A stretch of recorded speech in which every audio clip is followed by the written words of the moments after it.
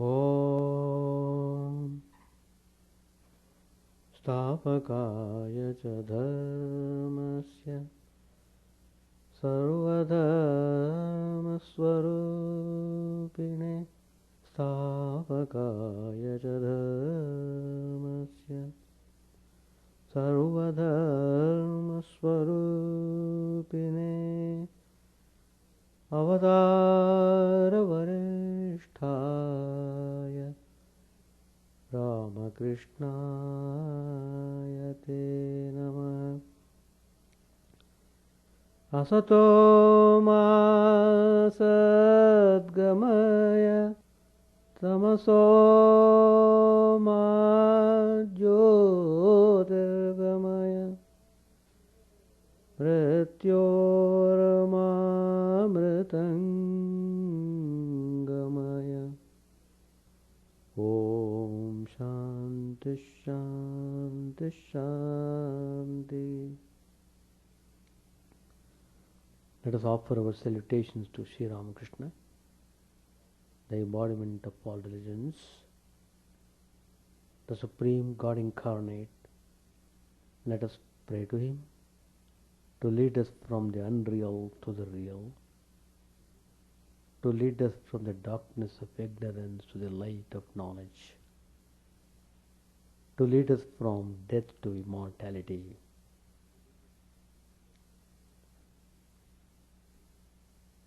Today's topic I have taken from the Gospel. Bhakti, the highest and easiest way to see God.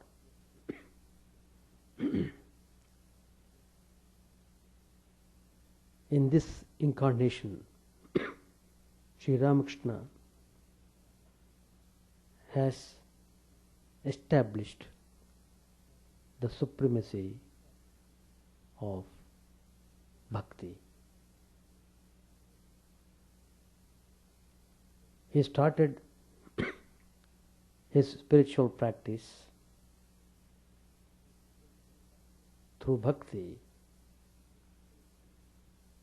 and even after the practice of non-dualism, he continued to enjoy tasting the bliss of God. He was overwhelmed by Bhakti. It has a special significance in this modern age. Bhakti is to be practiced because that is the easiest way to reach God. One need not be apologetic. One need not feel inferiority to practice Bhakti. Through Bhakti you can attain everything. Sri Ramakrishna says in the Gospel, everything can be achieved through Bhakti alone. Those who want the knowledge of Brahman will certainly achieve that also by following the trail of Bhakti.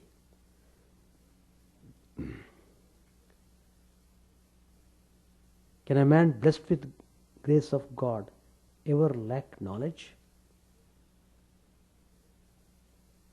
At Kamarpukur, Sri Ramakrishna said, I have seen grain dealers measuring paddy. As one heap is measured away, another heap is pushed forward to be measured. The mother supplies the devotees with a heap of knowledge. Everything can be realized simply through love of God. If one is able to love God, one doesn't lack anything. Sri Ramakrishna gives the example, Kartik and Ganesh were seated near Bhagavati. the mother, who had a necklace of gems around her neck. The Divine Mother said to them, I will present this necklace to him who is the first to go around the universe. Thereupon Kartik, without losing a moment, set out on the peacock, his vehicle. Ganesh, on the other hand, in a leisurely fashion, went around the Divine Mother and prostrated himself before her. He knew that she contained within herself the entire universe. The Divine Mother was immensely pleased with him and put the necklace around his neck. That means Divine Mother acknowledged the concept of Ganesh. After a long while, Kartik returned and found his brother seated there with the necklace on. Again Sri Ramakrishna says, weeping, I prayed to the mother, O mother, reveal to me what is contained in the Vedas and the Vedanta. Reveal to me what is in the Puran and Tantra. One by one, the Divine Mother has revealed all these to me. Yes, she has taught me everything. How many things she has shown me. One day, she showed me Shiva and Shakti everywhere. Everywhere I saw the communion of Shiva and Shakti. Shiva and Shakti existing in all living things, men, animals, trees, plants. I saw them in the communion of all male and female elements. Again Sri Ramakrishna says, is it possible to understand God's action and His motive? He creates, He preserves, and He destroys. Can we understand why He destroys? I say to Divine Mother, O Mother, I don't need to understand. Please give me love for Thy lotus feet. The aim of human life is to attain bhakti. These are the words of Sri Ramakrishna. As for other things, the mother knows best. I have come to the garden to eat mangoes. What's the use of my calculating the number of trees, branches and leaves? I only eat the mangoes. I don't need to know the number of trees and leaves. Again Sri Ramakrishna says, what is bhakti? It is the love of God. It is the essence of all spiritual discipline. Through love one acquires renunciation and discrimination naturally. Love of God is the one essential thing. A true lover of God has nothing to fear, nothing to worry about. He is aware that the Divine Mother knows everything. The cat handles the mouse one way, but its own kitten in a very different way. The meaning of bhakti is to adore God with body, mind and words. With body means to serve and worship God with one's hands, go to holy places with one's feet, hear the chanting of the name and glories of God with one's ears, and behold the divine image with one's eyes. With mind means to contemplate and meditate on God constantly and to remember and think of His Leela. With words means to sing hymns to Him and chant His name and glories. Devotion, as described by Narad, is suited to the Kali Yuga. It means to chant constantly the name and glories of God. Let those who have no leisure worship God at least morning and evening by wholeheartedly chanting His name and clapping their hands. The ego of a devotee begets no pride. It doesn't create ignorance. On the contrary, It helps one realize God. This ego is no more like the ordinary ego than the hinge is like ordinary greens. One generally becomes indisposed by eating greens, but hinge removes excessive bile. It does one good. Sugar candy is not like ordinary sweets. Sweets are generally harmful, but sugar candy removes acidity. And Sri Ramakrishna again tells, Nishtha leads to bhakti. Bhakti, when mature, becomes bhava. Bhava, when concentrated, becomes mahabhava. And last of all is prem. Prem is like a cord. By prem, God is bound to the devotee. He can no longer run away. An ordinary man can at best achieve bhava. None but an Ishwar Koti attains mahabhava and prema. Chaitanya Dev attained them. Through all these teachings, Sri Ramakrishna has highlighted the supremacy of devotion, bhakti. Our scriptures say there are 4 purusharthas, the principal objects of human life: dharma, artha, kama and moksha. 4. Dharma denotes religious or moral merit, virtue or righteousness. Artha means wealth, riches, property, money. Kama stands for love or desire for sensual enjoyment. With artha and kama, dharma forms a well-known triad. Moksha, the ultimate of the 4 ends of a human existence, means final liberation, that is, deliverance of the soul from rebirth. The purusharthas, dharma, artha, kama, moksha, they are interrelated because dharma controls all. The highest dharma is not to have desire and the fruits thereof. To acquire money by foul means or for illegal gratification is to pollute artha. Pursuit of kama without dharma as base is to pollute karma. Pollute kama, kama desire for sensual enjoyments. Pursuit of desires. Pursuit of desire without dharma as base is to pollute kama. Unpolluted dharma, unpolluted artha and unpolluted kama lead one to the highest purity of mind.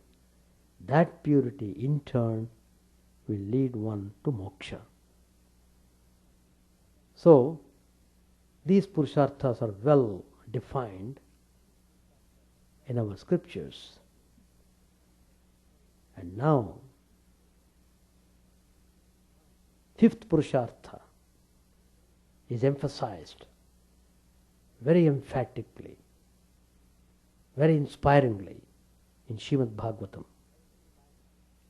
And that is bhakti, or devotion of the highest type. It transcends the other 4, including even moksha. Bhakti is not merely the purifying agency, a means for a higher end, but it is the highest end in itself, transcending mukti. It is even stated that Lord bestows mukti sometimes, but seldom pure bhakti. Bhagavad says that. The unique feature of bhakti at its highest level is that the jiva feels the Almighty Lord as his own and loses himself in his service, forgetting all considerations of selfish returns for oneself, including liberation from transmigrating existence. Service of the Supreme Being becomes the highest destiny of the jiva. The word bhakti is derived from the root bhaj, which has several meanings like to serve, to love, to adore. This definition has given the term bhakti its current and popular meaning of devotion to God. Bhagavatam, in the third canto, defines bhakti as when all the energies of the mind, including those of the organs of knowledge and of action, become concentrated as a unified mental mode directed to the Supreme Being, spontaneous like an instinct and devoid of any extraneous motives. The resulting state of mind is called bhakti. It is superior even to mukti because mukti is its child. Like fire, it burns up the soul's sheath of ignorance. The universality of bhakti is emphasized through the lips of Prahlad. He says, Sri Hari dwells as his self, the Lord and beloved, in the bodies of all beings formed with the primordial elements of his creation. Blessedness is the reward for anyone, be he a Deva, Asura, man, Yaksha or Gandharva, who serves the feet of Mukund. Bhagavatam 6th canto says like this. Bhagavad Gita says, Apiche suduracharo bhajate mamananya bhak sadhureva samantavyaha samyak vivasato hi saha.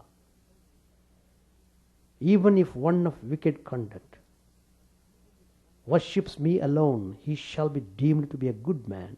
Indeed, he has chosen the very proper course of action. This should be taken to mean the redemptive power of God's grace, against which other considerations fail to prevail. Bhagavat identifies three types of bhakti: Vidvesha bhakti, Jnana bhakti, and Mudha bhakti. Simply put, Vidvesha bhakti is nothing but devotion through confrontation. Through the ordinary communion of love, the mind doesn't get identified with him to that extent as it does through constant antagonism.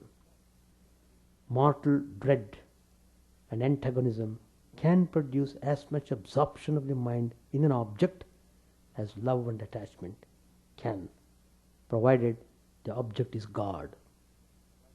The example is given: Hiranyakashipu, Ravan, and Shishupal.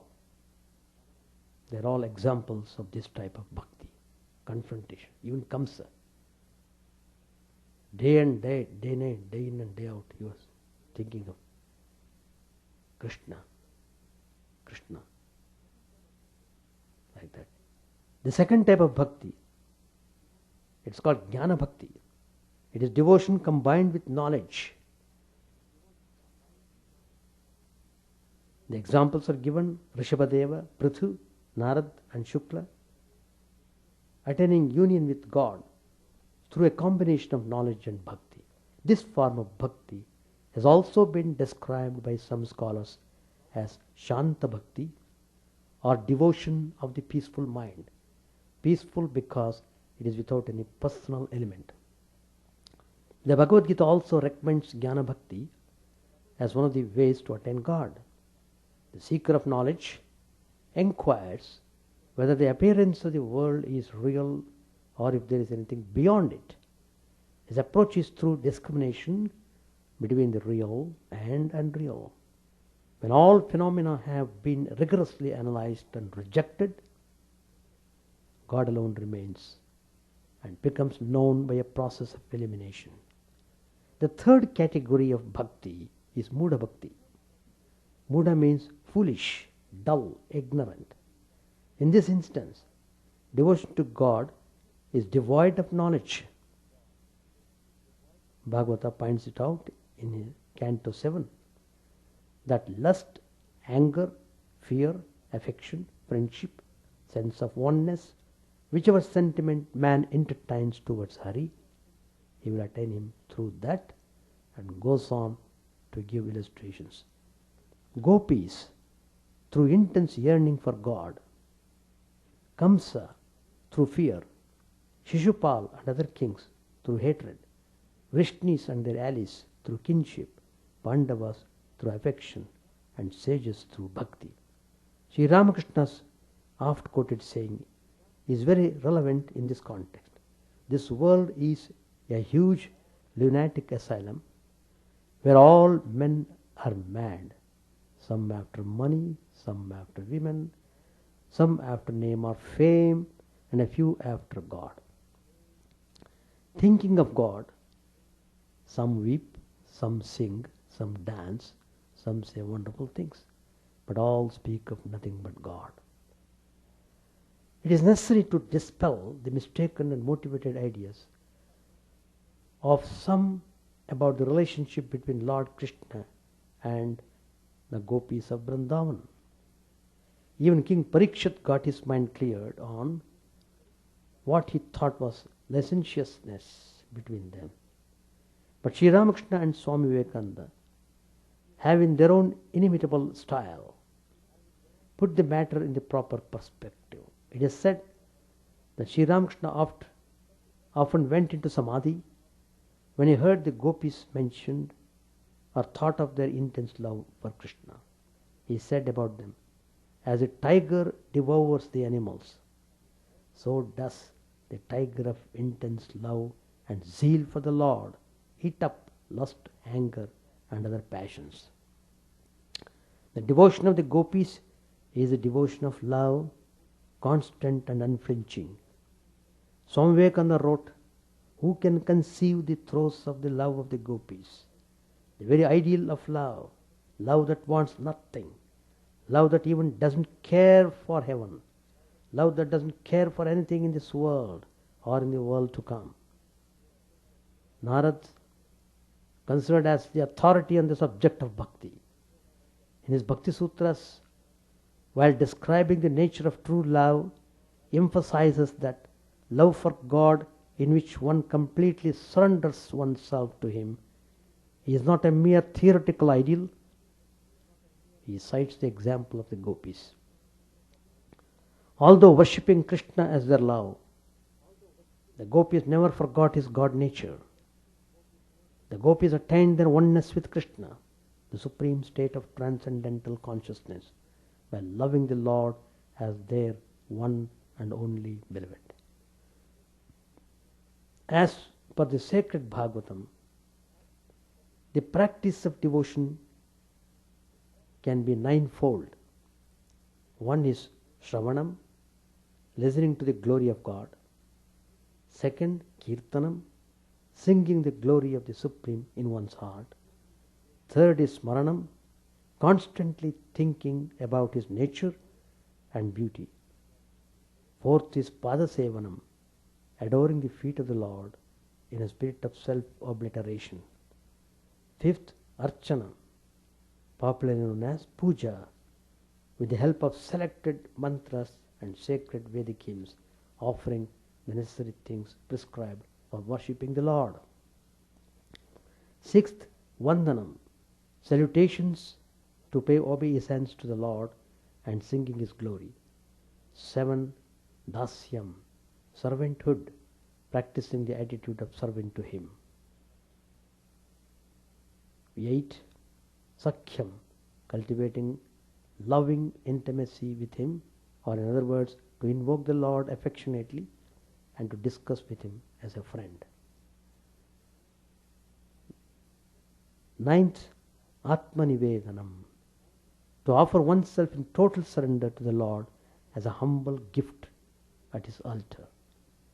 Any single type of the ninefold devotion can be practiced depending on the devotee's preferences and circumstance, although every category has its own champion to propagate and popularize it.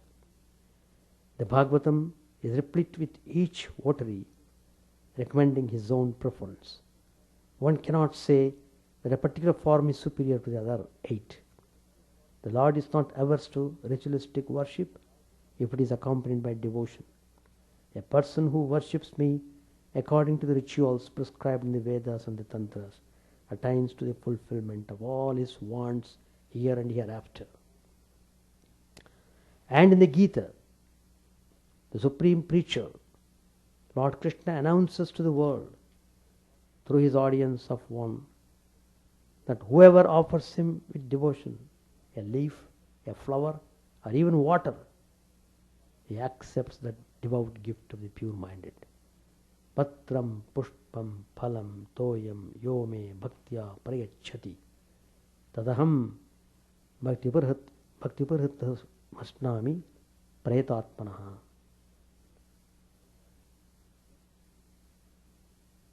3rd January 1937, next day was birthday of the Holy Mother. The monk who was to offer worship came to Swami Akhandanandaji and asked him, how shall I perform the worship tomorrow? In a reverential tone, Akhandanandaji advised him like this: Mother, take whatever I am offering. Mother, take this food, this cloth, and everything. This is puja. What again are Sanskrit mantras, etc. While worshipping the Divine Mother, the Master had not much need of such mantras. But you must speak to the Mother from the depth of your heart. Oh Mother, take this. I am offering you all these things to you. Today, in many places, your devotees are offering many good things to you. I have brought whatever I could procure. Oh Mother, take them please. Like that you say and offer. It is accepted. Worship also includes mental worship. One doesn't need to gather flowers and all the other paraphernalia for worship. One can mentally offer flowers and all other items one can think of to the Lord, as exemplified in Shankara's Shiva Manasa Puja. We are fortunate to have been born in the Kali Yuga, for attainment of God is comparatively easier, although this Yuga is the seat of all corruption and vice. Whatever is attained through meditation on the Lord in Krita Yuga, through sacrifice yajnas in Treta Yuga, and ritualistic worship in Dwapar Yuga, all that is obtained by Kirtan alone in the Kali Yuga. Just by doing bhajans, we can get. Through a well-known benediction, the Lord assures us, may all in distress and sorrow, the broken and the sacred, and the tormented by cruel diseases, do but utter the name Narayan. They not only be freed of all these troubles, but also attain happiness. Narada Maharshi makes some observations in his suktas, in his Narada Bhakti Sutra. He defines bhakti as intense love for God, which arises in the heart of a devotee who has the vision of God when he has become intoxicated with divine love. Such love is the same as experiencing God consciousness. Sri Ramakrishna echoes this. His definition of bhakti is intense love for God that makes one forget the world and forget even his own body. That is, rise above physical consciousness. Narada also warns against observance of severe austerities. A man of God is not neglectful of natural and biological activities such as eating, drinking, sleeping, etc. for the preservation of his body, nor does he neglect his health. A man of God considers his mind and body as not belonging to himself, but to God, who is the indwelling spirit in him. The sage further has a word of cheer and encouragement for modern day devotees, when time for prayer is alleged to be available only at a premium. The aphorism tells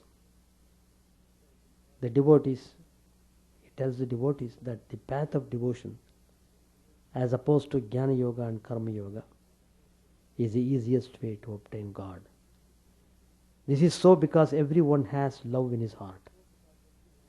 This path is a path that anyone can spontaneously follow, if only he directs his love knowingly towards God. Such bhakti is the highest, and therefore is rightly called the fifth Purushartha, because it brings about a metamorphosis in the life of the devotee, and consequently the devotee is able to set a rare example of pure bhakti in life after he has realized his goal. His life dispels all ignorance about the inferiority of bhakti to jnana.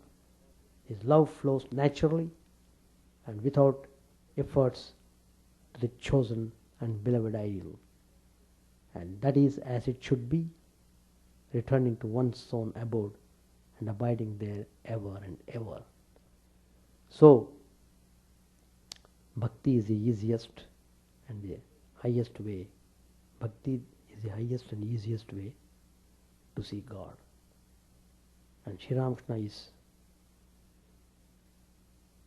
example, has set an example in front of us. He exemplifies bhakti. Always he is cheerful and blissful, shedding tears of joy. Always love to sing the songs on the divine being. Every day would start by singing of God. So, it should be possible for us to see God if we practice bhakti. What is needed is strong aspiration to realize God in this life itself. If you have that aspiration, that's the basis for spiritual practice. Then everything comes all right. Sri Ram, page 800. Sri Ramakrishna said to the witty Brahmin, "Why do you waste your time with these frivolous jokes about insignificant worldly things? Direct your mind to God. If a man can calculate about salt, he can also calculate about sugar candy." Brahmin said smilingly, "Please attract me." Master said, "What can I do? Everything depends on your effort. Your mind is your own. Give up this trifling buffoonery and go forward toward God. You can go farther and farther along that way." The brahmachari asked the woodcutter to go forward. At first the woodcutter found a sandalwood forest, next a silver mine, next a gold mine, and then gems and diamonds. Brahmin said, "There is no end to this path, Master. Where you find peace, there is the end." About a new visitor, Sri Ramakrishna said, "I didn't find any substance in him. He seemed worthless." It was dusk. Lamps were lighted in the room. Sri Ramakrishna was meditating on the Divine Mother and chanting her name in his melodious voice. The devotees sat around him. Since Balram was going to celebrate the car festival at his house the following day, Sri Ramakrishna intended to spend the night there. After taking some refreshments in the inner apartments, Sri Ramakrishna returned to the parlor. It was about 10 o'clock. The master said to him, "Please bring my towel from the other room." A bed was made for Sri Ramakrishna in the adjoining small room. About 10:30, Sri Ramakrishna lay down to sleep. It was summertime. He said to him, "You had better bring a fan." He asked the disciple to fan him. At midnight, Sri Ramakrishna woke up. He said to him, "Don't fan me anymore. I feel chilly." I shall stop here. Any questions? Tamal?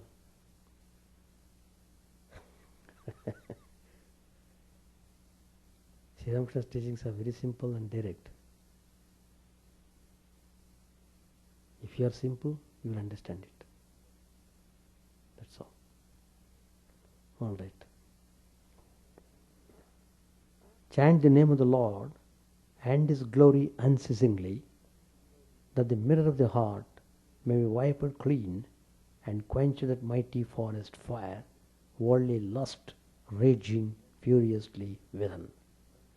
Our name streamed down in moonlight on the lotus heart, opening its cup to knowledge of thyself, O self, drowned deep in the waves of his bliss, tasting his nectar at every step, bathing in his name that bath for weary souls. Various are thy names, O Lord. In each and every name thy power resides. No times are set, no rites are needful for chanting of thy name.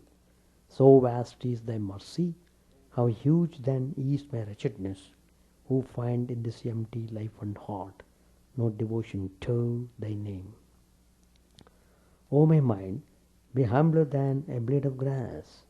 Be patient and forbearing like a tree. Take no honor to thyself, give honor to all. Chant unceasingly the name of the Lord. O Lord and soul of the universe, mine is no prayer for wealth or retinue.